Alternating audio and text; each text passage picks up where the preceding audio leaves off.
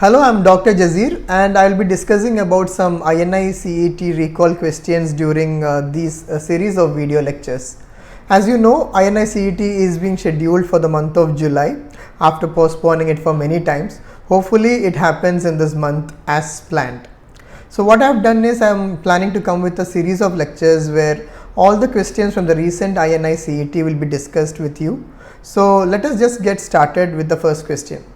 So the first question says, a patient with complaints of joint pain and fever was treated with NSAIDs, and after a week he developed a rash over the nose as shown in the image. So you can see this image, what is being shown. You can see that there is a hyperpigmented patch that is seen over the nose of the patient. So the question is, what is the probable diagnosis? The options are chikungunya, fixed drug eruption, melasma and dengue fever. So as the question says, patient had fever along with joint pains and he was treated with NSAIDs. So what has happened is fever with joint pains. So two differential diagnoses that comes from these options would be chikungunya and dengue fever, because in fixed drug eruption we don't expect any fever. At the same time, melasma also we are not expecting any fever. So among this chikungunya and dengue fever, if you are getting a hyperpigmented area over the nose, this is called by a specific sign called as the chick sign. So chick sign is seen in chikungunya, and that is what has been given in this image. So the right answer would be chikungunya. So as you know, chikungunya is a disease that is caused by transmitted to the humans through the bite of a mosquito, especially the Aedes aegypti mosquito, and the patient may develop all these kinds of fever, musculoskeletal symptoms like arthralgia, joint pains and all, and skin rashes are also reported. So you can differentiate chikungunya from dengue fever through serological tests as well. So the single best answer here would be chikungunya. So now let's see the next question. So the next question is, a patient who is undergoing anti-cancer treatment has developed a skin rash as shown in the image. Now, which of the following drug is responsible for it? So what do you see in this image? In this image, you can see that the patient has developed multiple rashes, and these kind of rashes are called as flagellate dermatitis. So what is flagellate dermatitis? In any patient who may develop this whip-like pattern is called as flagellate dermatitis. Usually can be seen when some patients may take some shiitake mushrooms, can be seen with some malignancies, can be seen in HIV patients. But the drug that is implicated with development of such lesions among all these options, that is bleomycin, mitomycin, actinomycin and doxorubicin, the answer would be bleomycin. So please remember, bleomycin is a drug which may lead to the development of flagellate erythema or flagellate dermatitis. Now, do you have any idea what is the other complication that we expect with bleomycin? Yes, the answer is pulmonary fibrosis. So pulmonary fibrosis can also be seen with the usage of bleomycin. So now let's see the next question. A patient comes to you with a linear lesion and subcutaneous lymphatic spread as shown in the image. So what is the most probable diagnosis? The options are sarcoidosis, insect bite, sporotrichosis and mycetoma. So what do you see in this image? You can see that there has been a linear lesion. So the lesions are arranged in a linear pattern, and it's not just linear pattern, it also follows a lymphatics. So linear erosions or linear lesions that follows a lymphatic pattern is usually called as a sporotrichoid pattern, isn't it? So the right answer here would be sporotrichosis, because sporotrichosis is a deep fungal infection. So this deep fungal infection is also called by the name Rose Gardner's disease, because what happens, all these deep fungal infections are going to be inoculation dermatitis, isn't it? So you must be having a thorn prick from a rose plant, and finally the patient may develop a nodule, and these nodules, one nodule may become multiple nodules, and all these nodules will start appearing along a lymphatics as you can see in this image. So the right answer would be sporotrichosis. Now if you do a histopathology of the lesion, like if you do a skin biopsy and send it for histopathology, what is the typical cells that you see, or what is the typical finding that you see in the histopathology? The answer is asteroid bodies. So asteroid bodies, these star-shaped bodies are seen as a confirmation when you do a histopathology for these kind of lesions, and that is typical for the diagnosis of sporotrichosis. Now let's see the next question. So what is the diagnosis of the patient that is shown in the image below? Now the image that is given here is a young adult or a young boy with having multiple skin lesions over the face. So the options are, is it a contact dermatitis with henna, polymorphous light eruption, dermatitis artifacta, and vitiligo?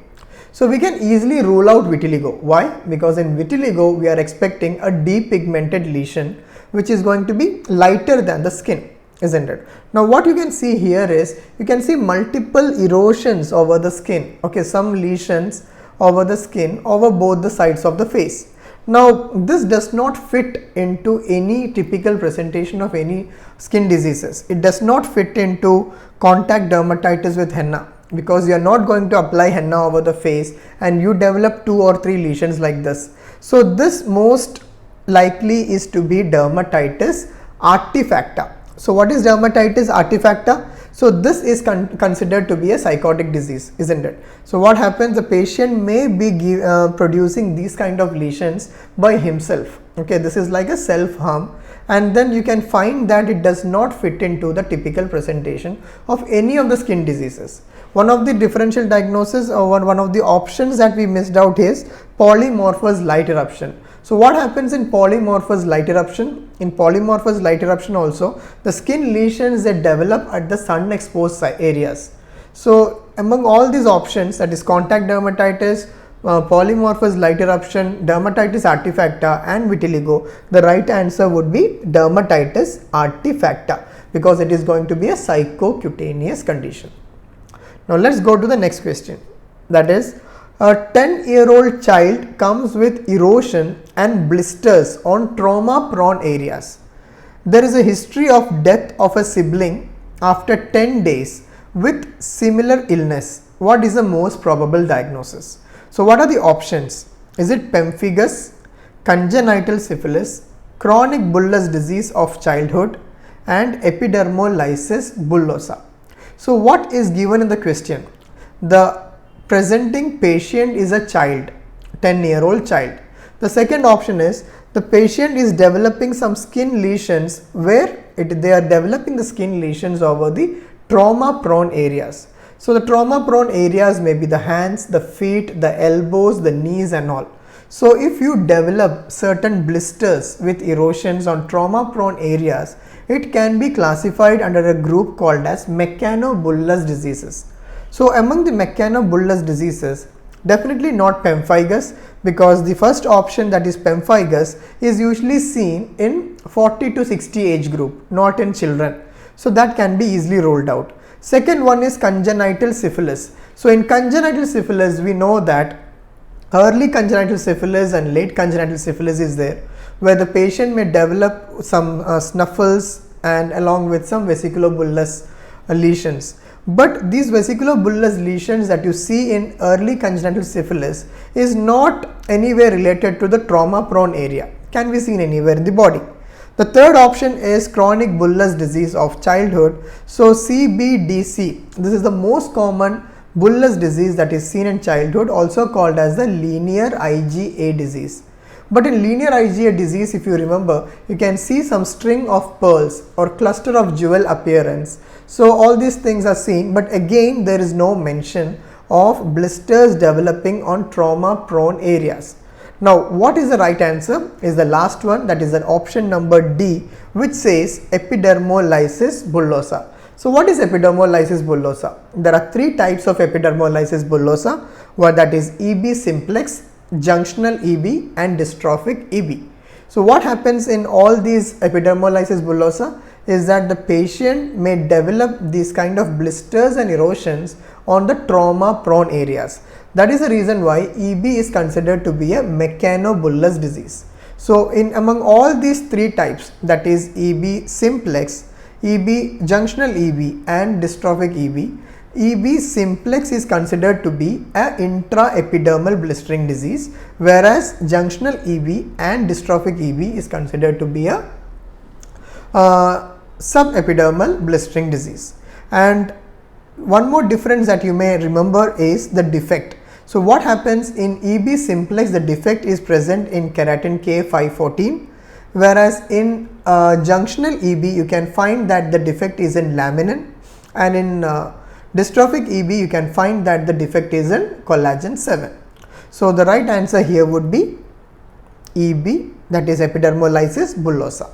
Now let's go to the next one, that is which of the following antifungal drug has both antipruritic and anti-inflammatory action as well.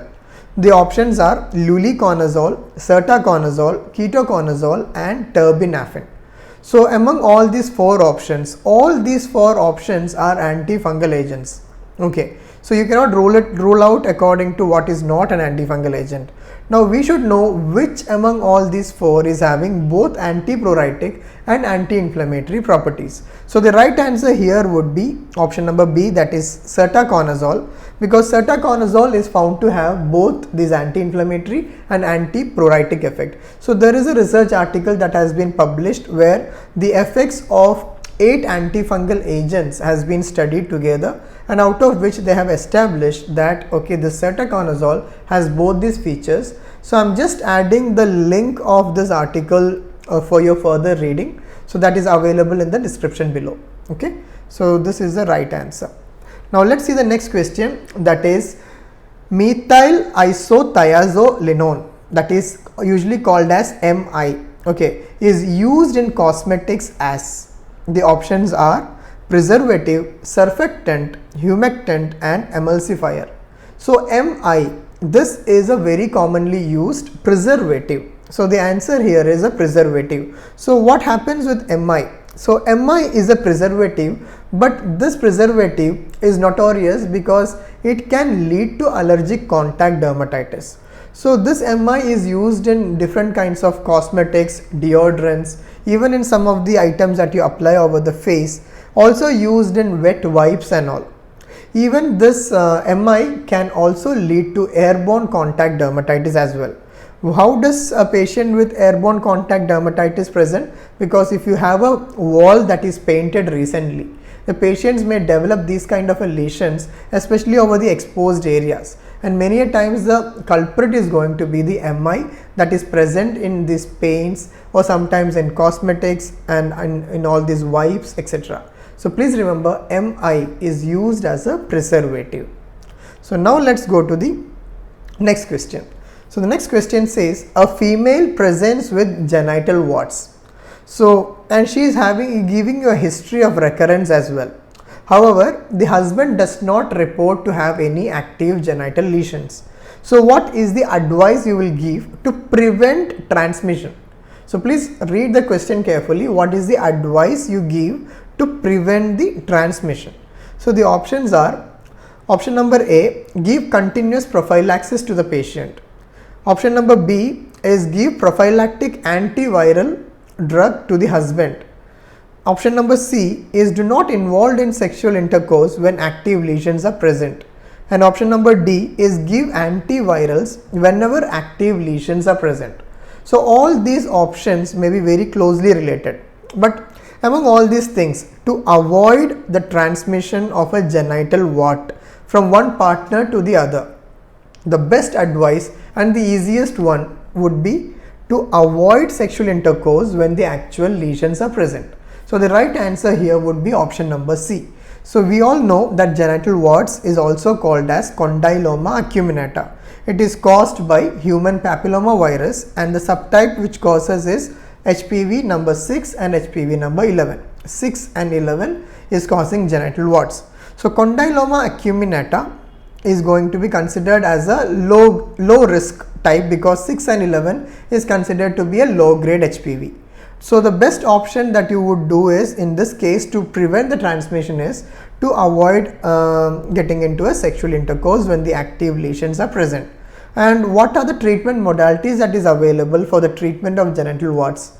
For treatment, you can go for imiquimod or many other agents like podophyllins, even cryotherapy can be done. So all these are the treatment modalities that is available. So that is all about this discussion about INI-CET review. So please go through the part 2 of this discussion, where I am discussing another 10 questions. So we will complete about 40 to 50 question discussion from the previous papers over the last several years. So I hope this discussion is helpful for your preparations. Thank you.